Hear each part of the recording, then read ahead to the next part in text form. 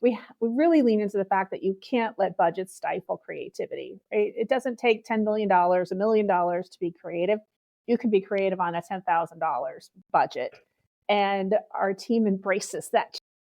Hey, everybody, and welcome back to Behind the Franchise. I'm your host, Paul Ellinger. Super excited today to have somebody on the show who represents a brand that I've personally been a fan of, for at least a decade now. And I think they're an extremely culturally relevant brand. So everybody, please welcome Lynn Blashford, the CMO of White Castle, to the show. Lynn, if you don't mind, maybe walk us through, your quick career journey, kind of leading up to this. I know you've been with some pretty iconic brands, Donato's, Long John Silver's, etc. So tell the audience your background. Okay. Hi, Paul. It's good to obviously chat with you today, and for anybody out there listening. So it's been decades that I've been in the business, but I first started with a Domino's Pizza franchisee.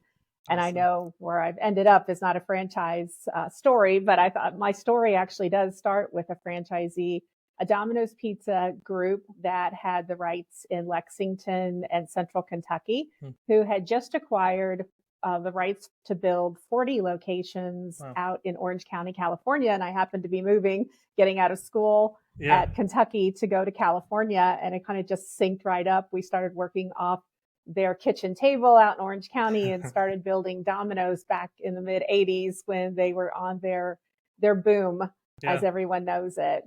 From there, I did also work for El Pollo Loco, which is a great flame broiled chicken chain. I say they're fast casual before fast casual was even a terminology. And then I worked for Casual Dining, which was an El Torito Mexican restaurant chain, also based out in California, that had bought Chi-Chi's restaurants. If some of you might remember the old Chi-Chi's. I think because I grew up in Kentucky, I was one of the few people out in Orange County that had ever heard of a Chi-Chi. So I think that kind of got me in. It's like, oh, you know what Chi-Chi's is? Well, you're hired. So worked with them, which was really fun because I got exposure to the aspect of the bar and margaritas and learning around the bar menu too, and promotions and for food and beverage. Then I worked for an ad agency. So it was actually great when I think about it. This morning, I was thinking how in my first kind of 15 years of my career, worked for a franchise, then moved to the corporate side, then moved to an ad agency side. And that really is kind of the trifecta of the, I'm bringing in my Derby language since we're approaching Derby soon.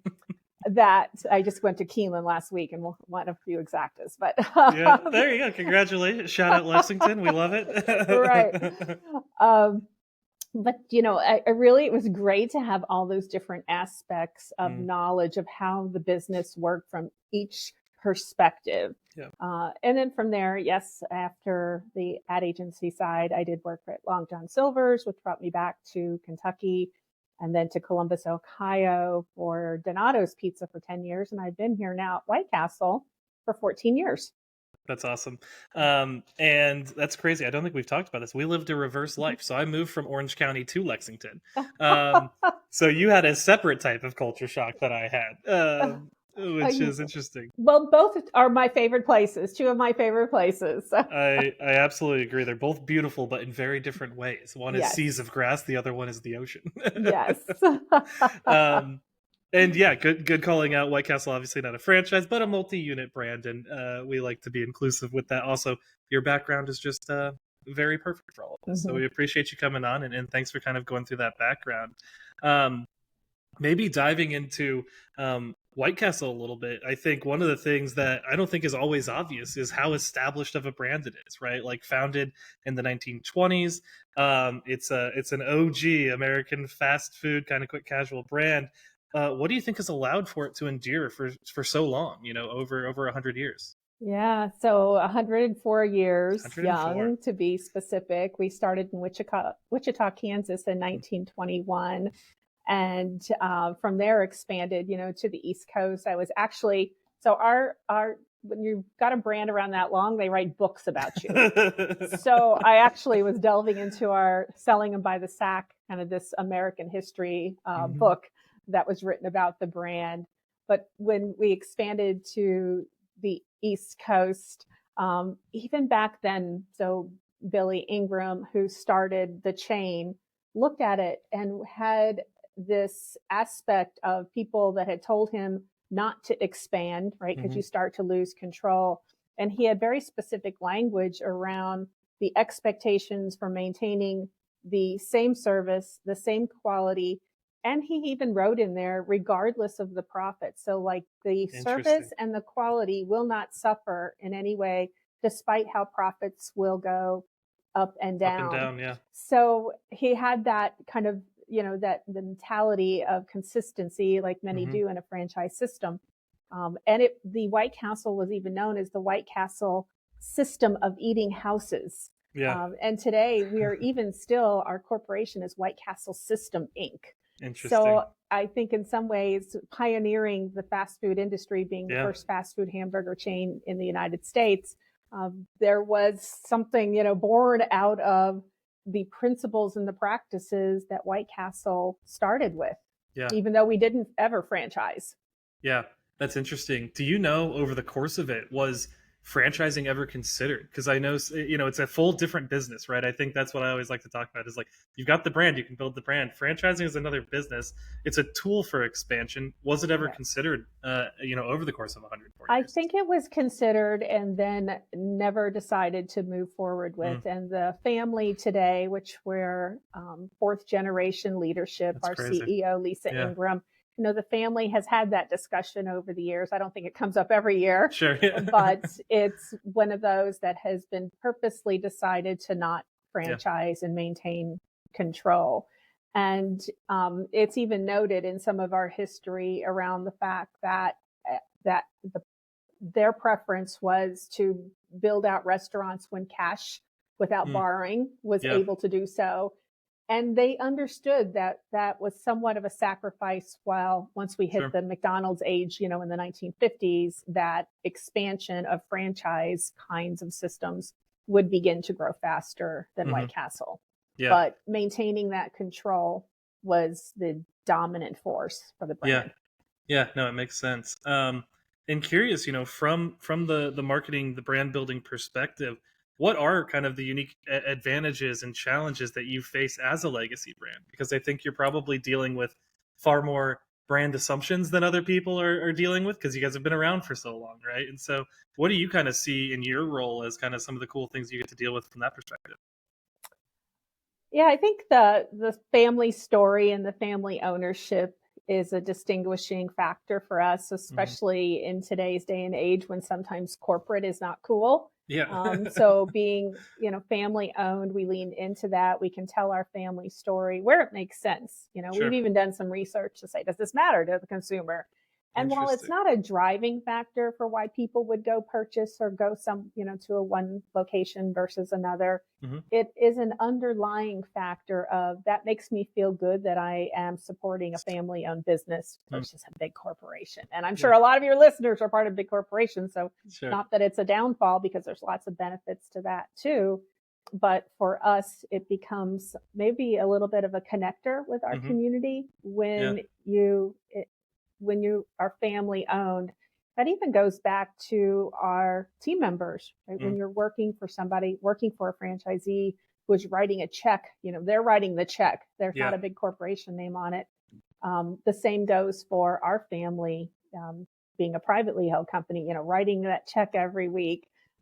For the payroll, that you kind of have this feeling of, I can't let them down. Yeah, like this family has endured for 4 generations. We actually have our 5th generation folks coming in, high school and college students that come in for the summer and do internships in the home office. That, you feel this really responsibility to be sure that it makes it to the next generation. I think there's some statistics related to only like less than 5% of companies ever make it to a 4th generation of ownership. I mean, understandably so. I think generational transfer is a very difficult thing across everything, let alone like a business operating at the scale of White Castle. So the family gives us a lot of leeway when it comes to marketing, though. That's cool. We've got a lot to work with from a brand standpoint. It kind of maybe helps us tell our story that we have more breadth to work with. Sure. If we want to talk about doing things in the community, we can tie that family story in a little more. It even works really well from I know we're not going to talk as much about it, but our CPG side of our Hmm. business when we expanded into grocery in the 1980s, being a real restaurant brand in the frozen aisle and not just a food manufacturer Yeah. helped us with that part of the story too. Yeah, it makes sense. And maybe on the flip side, what kind of challenges do you feel as you're, continuing to build a legacy brand with kind of this extensive amount of history? Mm-hmm. I'm assuming you feel some limitations as you're kind of going about your job. I don't know if there's limitations. It may be um, more from an aspect of, as you said before, a franchise organization is dealing with some royalty dollars. So maybe our budgets are Sure. not as large Yeah. as what a larger corporation would be. But I think that's just kind of being partly privately held. Sure. Also, it comes in the fact that when we look at how our business has across our enterprise, because we own our own manufacturing. So we Interesting. make So it's our pretty own we vertically have two integrated. bakeries that make our own buns. We Very have cool. two beef plants that make our own patties. Yeah. And then we have two manufacturing plants that actually produce the frozen products for Interesting. grocery too. So when we think about how the business structure has to support the entirety of the enterprise, great to be vertically integrated and Yeah. control some of your supply chain. Right. But that also means your cash is divided amongst Sure. the entirety of the enterprise. So sometimes if it's a function of, hey, we're going to double the size like we did in COVID of Yeah. one of our frozen food manufacturing plants, that might draw back, where we are not Makes a necessarily ton of sense. investing as much in marketing that year. Yeah, but those capital investments have to feel pretty good when the current economic situation arises. Being vertically integrated is a massive advantage. I have to assume that you guys are feeling now. Yes, we don't control the beef supply chain, Yeah, but it does help yeah, when we do have some aspect of that control. yeah. That makes sense. And Mm-hmm. kind of a last question on this being a legacy brand, I Mm-hmm. suppose. 104 years of history. How do you choose which portions of that story to preserve or to lean into? You kind of mentioned a little bit of doing some user group testing and feedback there. But when you're making those decisions, how do you decide what to lean into? Yeah, well, 100+ years gives you a lot to talk about. Yeah, We like to look at where, being an original and literally the original from a hamburger chain, yeah, we say, where can we pull that out and use that? Where does the language of the brand make sense and part of that story? It may be when we launch a new 1921 slider, as we called mm, it, which was more of the way it was originally made, ground beef kind of smashed on a yeah, grill, compared to our frozen five-hold patties, then gives us the opportunity to bring in that story. Well, it's like, mm, why would you call it 1921? Well, because right, it was part of the OG story of how sliders were first made on and smashed on the griddle. So we were smash burger before any kind of smashing before of Smashburger. burgers Yeah, ever occurred. So those are fun pieces because people do like nostalgia, or yeah, I think the terminology now is called nostalgia. Have you heard yeah, that? yeah, yeah, yeah, Right. So we're a little bit of nostalgia, yeah. how can we talk about something that's authentic to us in a way Hmm. that makes sense, right? It has to be relevant and resonant for the Sure. moment. You can't just kind of throw out Pull whatever facts you and want out of figures, it. but Yeah. people do love a little bit of nostalgia with, Oh, I kind of mean, yeah, because you guys have gone through how many world events, right? Like both world war, like, I guess one of the world wars, depressions, world wars. depressions. Yes. Yeah. Yeah, during World War II, it was the only time we could not serve our patties and we were serving eggs and hot dogs. that's, So yeah, that's so that was for a crazy. short amount of time. See, now So, that's a marketing challenge. How do you go about not marketing the thing you've marketed your entire career? yes, yeah, That's interesting. rations back in Right. during the days. And it's really interesting. Sometimes we'll pull out newsletters. That Mm, was the other thing. Our founder, Billy Ingram, he actually started a newsletter in the 1920s because it was something to wow. stay close to, trying to build that culture with Yeah. his team members. And it was so popular that customers always wanted to read it. So Wow. without putting, I guess, profits numbers in there or Sure. sales, it became a document that actually the team members would read and then customers would read it and they felt really close to the Yeah. company because of that. Yeah. in some ways. So Even that, I mean, everybody does a newsletter now, right? Like it's just almost an it's expected feature of marketing within a company. That's right. wild that they were doing it back then. Yeah, he started healthcare fund in the 1920s. This was before anybody was offering, traditional healthcare Yeah, as we know it today. It was a fund so that team members could draw upon it when needs arose. sure. And then started in the 1930s the first official true healthcare plan Wow. that was pretty original at the time. That's absolutely wild, and a pretty good transition, honestly, into another topic here. So, I think like my generation, huge cultural relevance from like Harold and Kumar Go to White Castle, right? And I think that became a very big cultural kind of piece of the zeitgeist. Thinking about the younger generations now, Gen Z and below, 100+ year brand, maybe doesn't have some of the cultural relevance that I feel as a millennial. How do you think about growing with them or staying relevant kind of in that? And I think nostalgia is probably a portion of that strategy. But when you're focusing in on those younger generations, what are you thinking about? Yeah, let's start with Harold and Kumar since you Yeah. brought it up. I mean, it was like, I was probably peak perfect, demographic for it at the time, but it was very relevant at the time. It was, and we call it the gift that keeps on giving around here Yeah. because back our VP of marketing, who is still here, was the director at the time and received the script. He actually picked up the phone, right? Because you picked up the phone back then. Somebody was calling from Yeah. Hollywood and saying, "We've got this script. Would it be okay if we used your name in Yeah. that?" And he got the script and read the script. And as a family-owned company, I mean, it it's be, a it stretch, it became felt like, it it was a moment. It was a pivotal moment for the Yeah. organization. He read it. He went into what was our third generation president at the Hmm. time to talk about, well, we've got this opportunity where they want to put our name in a movie and use us as part of it, but it has sex and drugs, All of them. and Yes, all of the things. and our CEO at the time, Bill Ingram, said, "Does it disparage our team members in any way, or is it No. disparaging to the brand?" And he Right. said, "No, really, not at It all. puts it on a pedestal. It's the It's this golden great, prize at the it's end. this quest, right? Yeah. It's the best, it's the greatest quest of all time." It really does. And there's Yeah. nothing in there that's disparaging to team members. They're just there to serve. And so he kind of greenlit the movie. And every time Cal Penn and John Cho are ever mentioned in anything in Hollywood, they say, "Of Harold and Kumar go to White Yeah. Castle." Yeah. So that's why we say it's the gift that kind of keeps on giving. But to Hmm. kind of bridge that to your question around Gen Z, last year was the 20th anniversary for that movie. Okay. Yeah. So we Wow. worked with the studio to do some fun merchandising, some fun packaging on our cups and our crate cases. We did something where with purchase ads for getting a movie download, but you had to come and order the food after Wow. dark. So we call when when the sun goes down, White Castle becomes Night Castle. There you go. So that's some of how we can bridge today Yeah. that the movie has a legacy to hit.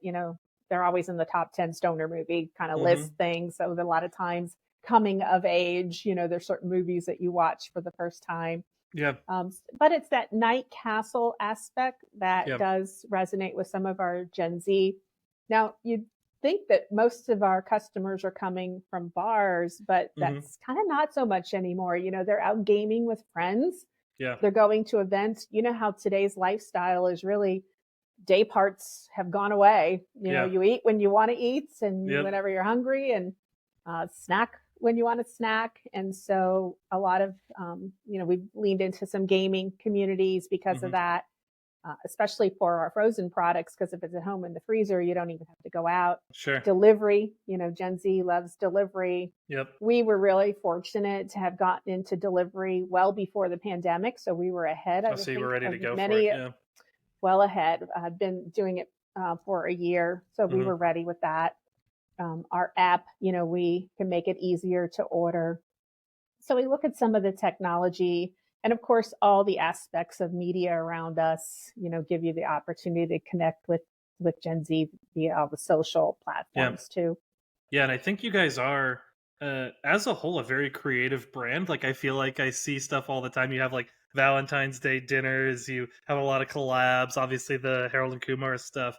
Um, and it seems like the family's just really open to it. But from your perspective and the team you build, how do you push creativity amongst people? Because it does seem like you guys are allowed to have ideas, right? You're allowed to kind Right. of go out there. How are you inducing that? How are you pushing that within Yeah. your team so that coming back from a Hollywood smash hit's kind of a hard thing to follow up, right? And so, like, how do you keep the creativity alive, keep pushing unique ideas like that?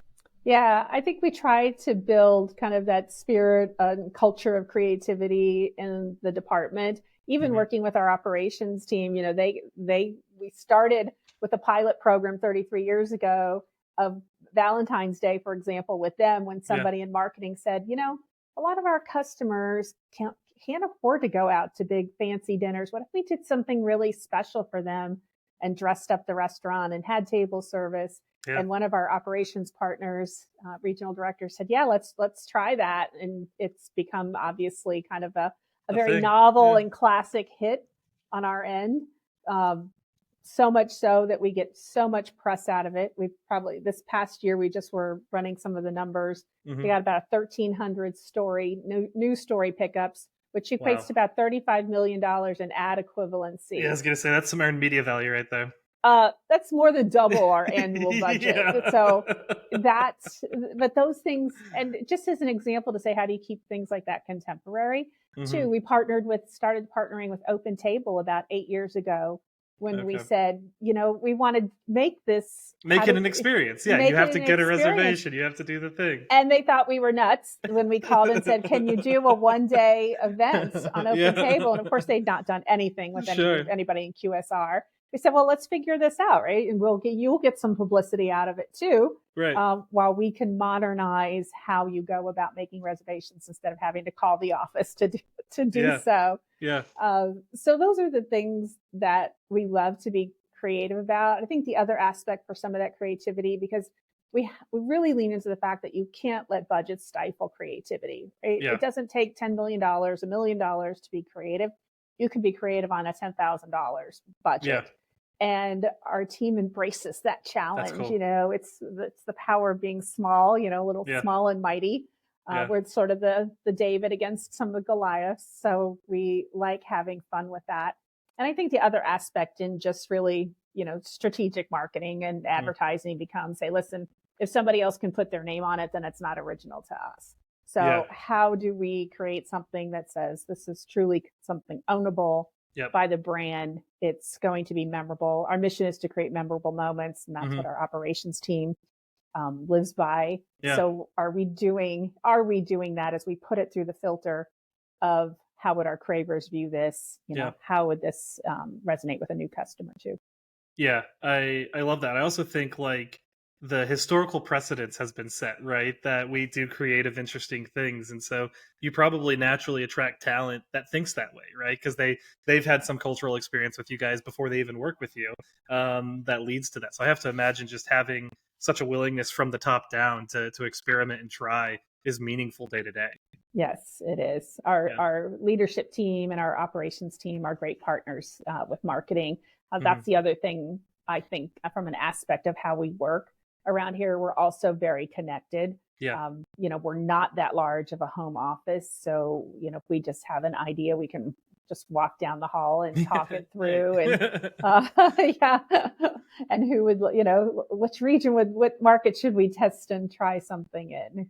Yeah. So, Yeah, I think that's great, and a great segue into kind of talking through the operations. So you're not a franchise, you are multi-unit, a little easier to control things there, but still always a challenge, right? And so mhm. like keeping that brand consistent across all the locations at every unit, but then also learning from every unit. I feel like the on-the-ground experience is always unique by market. Maybe talk into that a little bit. How do you maintain that consistency, and then how do you source ideas or thoughts or experiences at that local level so that you're not losing sight, given that you do have kind of full operational control from the top down. Yeah, from the restaurant side of the business, we have just around 350 restaurants at this Mm. point, which you'd say really 100 plus years, and that's all you've got. We're very Opening methodical. 3 a year. We Yeah. want to get it right each time, and Yeah.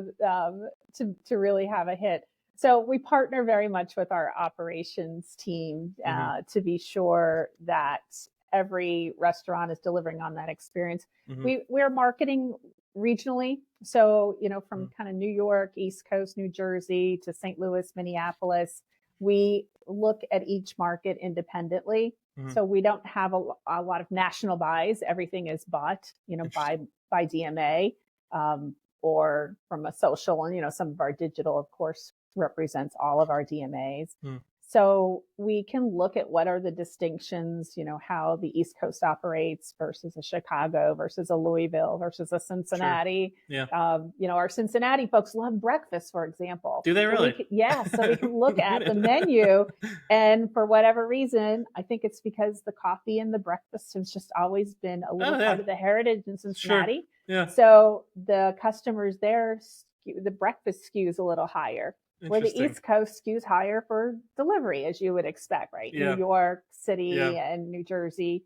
So we can look at what those different market dynamics are, and Hmm. then between marketing mix modeling, we can determine how to best utilize our dollars in every market. Yeah, that makes sense. And kind of building on this, you've touched on some of the operational philosophies or cultural values that really drive that. I think it's clear it's been a concern since 1921. But maybe go deeper into that. Like, what are the values? What do you guys really lean into so that me as a consumer will feel the same thing if I go to the White Castle here in Newport, Kentucky versus one in New York? Yeah. Well, I think it even starts with the outside of the building in Mm. some ways, right? That distinctive castle design Yeah. that is pretty iconic. But then when Hmm. you come inside, I mentioned a minute ago that our mission is to create memorable moments every day, and our Hmm. team members really do embrace that Hmm. for every experience. And our vision is to feed the souls of Craver generations everywhere. So we're Yeah. realizing that we are in this generational business. So the operations team, we actually have some of the lowest turnover in QSR, Interesting. where our general managers are more female than male. So that's a little bit of a difference from Also unique. a Yeah. QSR experience. And the tenure is longer. So I think because of that, Hmm. our teams love to create relationships with our customers, Yeah. some of the See regulars, the same people rolling through. the Yeah. coffee club, Yeah. the folks that are there every day for breakfast. Yeah. And because we have been in the same neighborhoods for decades, Makes a maybe on difference. the third or fourth castle, even built, remodeled on that same Yeah. site. Yeah. So, grandparents, parents have passed that down Yeah. through the ages and through the years for Yeah. us. Yeah. No, it's definitely a unique thing. And I think what has to be exciting about it too is you've got 100 years behind you, so there's an expectation to have 100 years ahead of you. And that's very unique, right? Like, I think a lot of younger brands, it's what's next quarter, what's next year, maybe it's a 5 year plan. But I imagine knowing you have familial generations to be responsible for leads into that longer term horizon. Yes, it does. And being a privately held company, you don't have to make short-term decisions, Sure. which There's don't no sacrifices benefit the that are long term. just for the Um, shareholders next quarter on yes, earnings, right? yeah, Yeah. exactly. So we can take the long view, Hmm. and our CEO, fourth generation leadership, very much believes in that. So not to say we don't manage the business, Sure. quarter to Great. quarter, Yeah. day to day, We, looking we at are a sales profit like everybody. generating business. Yes, we Yeah. absolutely are. Yeah. But the one thing we've benefited from too is the diversification from the family business when they decided to go into CPG and Yeah. manufacturing in the 1980s. So typically, people aren't going to restaurants, they're buying in grocery. Right. Or, right, if they have a little more money to spend, they're going to Hmm. restaurants a little more so, and maybe buying less food for at home. So Yeah. that diversification of the business has helped us through the years. Yeah. Um, Looking forward, what's next for the brand? Sitting in your position, you have a higher level view than most. Like, where do you see White Castle going while honoring its past, but still building and being future proof? What does it look like for you, and how do you view the next 10, 20, 30 years? Yeah. Well, some of the things that we're doing that are a little different. So we've been going into markets that we call destination markets. For Interesting. example, we just broke ground on a new location in Orlando. Okay. Yeah. So sometimes being Midwest and Northeast, we get hit with snowstorms, and there's Sure. which has to shut the business down. Yeah, So not it ideal. became this, hey, why aren't we going further south? Some Right. warm Warm weather. weather, Get us some warm warm weather. weather. So we opened the first location in Orlando about 3 years ago, and it was the biggest White Castle we'd ever opened. Is It's it the really? highest in sales. It's Wow. just done phenomenal. So we have now broken ground on another location, and we have Yeah. another one kind of waiting in the wings. So for some of us, it becomes looking at that. We're also looking at, like every brand is, what is the castle of the future, the restaurant design Hmm. inside and out? How do we contemporize it a little bit more? How do Hmm. we streamline operations so that for delivery and pickup, delivery drivers, we're making it a little easier for access Yeah. for that portion of the business. Hmm. Then from a marketing standpoint, we have so many new technologies and social media Yeah. that who knows what it will be 2 years from now. Sure. So we're looking at then menu innovation, just like all brands. What LTOs can we bring in, because Gen Z does love to try new flavors and Yeah. bold aspects. The one thing that we have a benefit of is they're usually slider size. Well, they're always slider size. Let me put it that way. Convenient. Yeah. The So, format is much right, smaller. you don't. So the ability to try something, Yeah. there's not as much of a hurdle from a size and a cost. Yeah. So instead of saying, okay, we've got this great new chicken sandwich, which Yeah. we actually have a new chicken slider coming this summer, but it's Check it not out. $6, Yeah. that I all of a sudden have to change. If you think about your other places that you like to go, to then you're usually changing one big sandwich, Yeah. one entree of some sort to another. For us, what we find is, customers come in, they love to order their regulars, and maybe And then it's 3, 4. And pick the then, other yeah, thing. I'll try the new slider, That's for interesting. $1.50. Yeah. So the size really does give us an advantage to offer up some new products, because Yeah. there's not as much of a hurdle to try something new. It almost makes me think of like a tasting menu option, right? Where it's like taste down the row or like taste around the world. Like there's so much to play on with that. I haven't really thought about it from like the smaller format perspective. Right. Um, that's awesome. An omakase of White Castle, just one taste at a time. That's awesome. In terms of like emerging trends, so you mentioned social. Obviously, that's a massive impact on every brand today.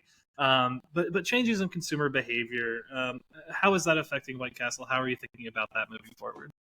Yeah, as I just mentioned, some of that consumer behavior is how people order and want to pick up and access their food now. Hmm. So by changing some of the format and the footprint of the castle design Yep. is going to help us some more with that.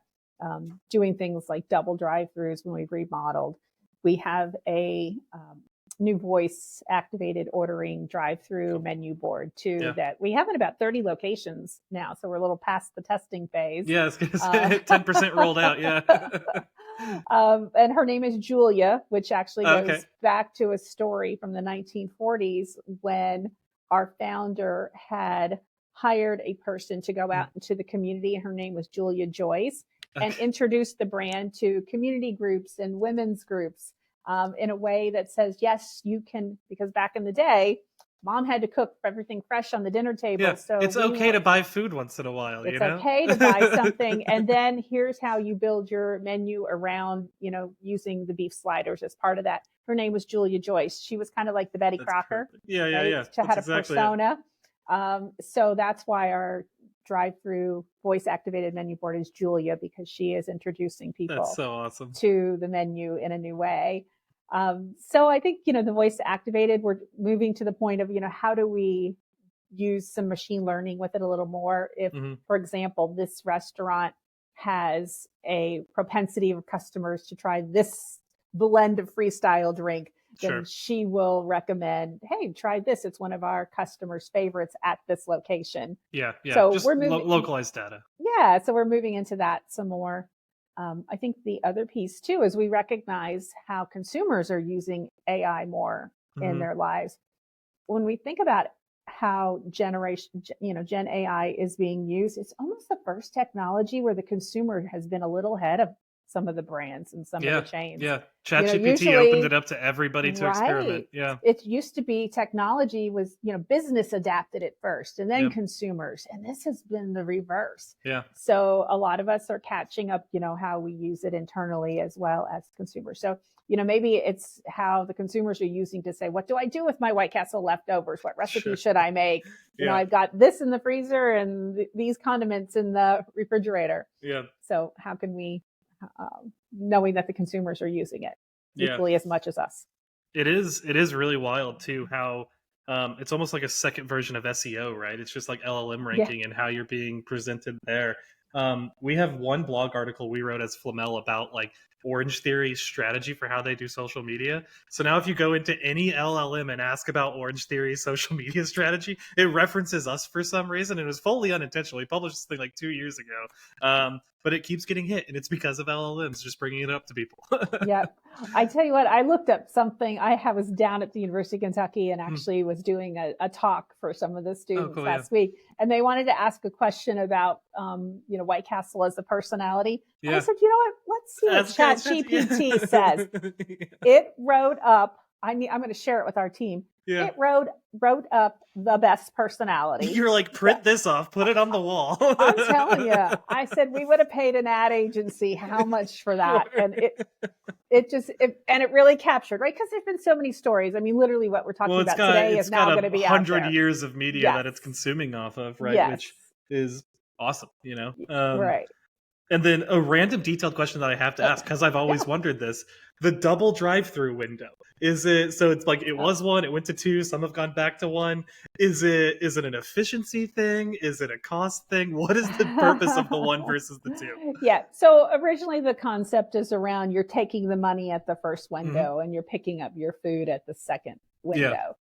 Yeah. What we use it now for too is very much so if you think about how people order our food, somebody may be coming in and just going, give me combo number one, I'm at lunch. But the person in front of you may have just ordered a crave case for 30 sliders. Okay, yeah, right? Different scenario. So it's become one of those, hey, can you pull up operational optionality to this window? And now I can actually hand the food out back at the first window where you paid too. Because that really is the dynamic of our business, which becomes an operational challenge. Yeah. You have people ordering 30, 40, 30 cleans out a griddle, by the way. So that is kind of why the crave case is 30. Is that size, yeah. A griddle is set up for 30 sliders. Interesting. The crave case will wipe out the griddle, and we always have several griddles going, right, all time. So everything really is cooked fresh. Nothing is held. Yeah. It is being cooked fresh, but that car in front of you may just wipe it out. So we want to make sure you are not getting held up. Makes a ton of sense. I've always just been curious because I feel like just seeing it as a consumer, it's changed over the years. So makes a ton of sense though. And for this next section, we typically like to do some quick hitters, little 15-second answer. First thing that comes to your mind. How does that sound for you? Sounds good. Awesome. So first things first, and you've got 104 years of history to pull from. What's the most surprising thing people may not know about White Castle? Mm-hmm. Maybe when I think about the iconic building design, the castle structure, it was actually modeled after the Chicago Water Tower. The crenellations in the tower, because the Chicago Water Tower in the Great Fire was like the only building left standing. Yeah. So this element of permanence was what Billy Ingram leaned into, and the castle is kind of strong and strength and permanent. It's a great answer. Obviously, outside of White Castle, what food brand or franchise are you admiring most right now? Well, it's always hard to say any kind of competitor, but I love ice cream, so I'll go there. And a favorite of Cincinnati is Grater's Ice Cream. Grater's does it well. I mean, similar story, right? Family owned, still doing the thing, and they experiment like crazy. They put out so many brand collabs, it's wild. Yep, love their flavors, love their ice cream. Awesome. Shout out Grater's, go Cincinnati. Boldest marketing move you've made that's paid off in your career?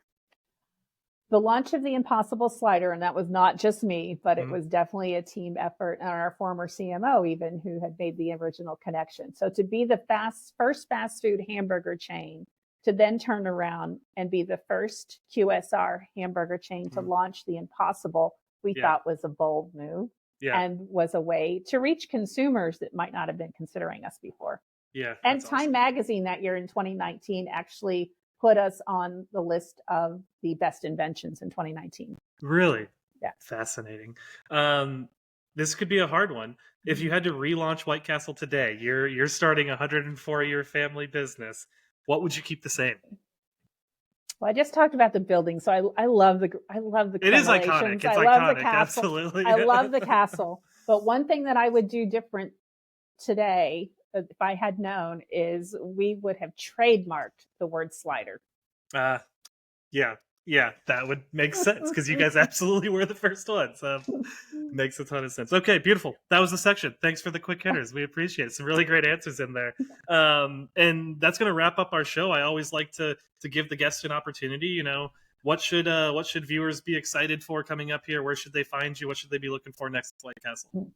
Well, we love everybody to follow White Castle on any of the social platforms, of course, and you'll hear the latest and greatest. You know, signing up for our emails and being part of Craver Nation, you get the first access to anything coming out new, like the Cheddar Blast chicken rings that we just launched literally yesterday. Oh, cool.